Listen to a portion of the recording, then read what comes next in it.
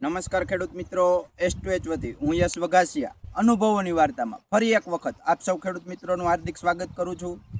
તો દાડમના વાવેતર સમયે દાડમનું પ્રોપર ડિસ્ટન્સ શું ગણી શકાય તેના વિશે વાત કરીએ તો ગવર્મેન્ટ એગ્રીકલ્ચર યુનિવર્સિટી દ્વારા જે પ્રયોગો થયેલા છે તે પ્રમાણે છોડથી છોડનું ડિસ્ટન્સ 10 ફૂટ અને હારથી હારનું ડિસ્ટન્સ 14 ફૂટ હોવું જોઈએ। પરંતુ આજે અમારા એક ખેડૂત મિત્રએ એક અલગ જ નવો જ અનુભવ કરેલો છે તેના વિશે વાત કરીએ તો દાડમમાં તેમણે હારથી હાર 13 ફૂટ અને છોડથી છોડ માત્ર 4 ફૂટ જ ડિસ્ટન્સ રાખેલું છે।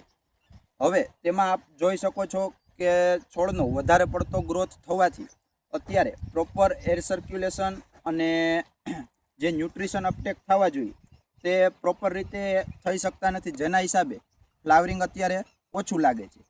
અને આ વખતે આ ઇથરેલની બીજી સિઝન છે। આની પહેલાં પણ એકવાર ઇથરેલ મારેલી છે અને માલ જલાવેલો છે।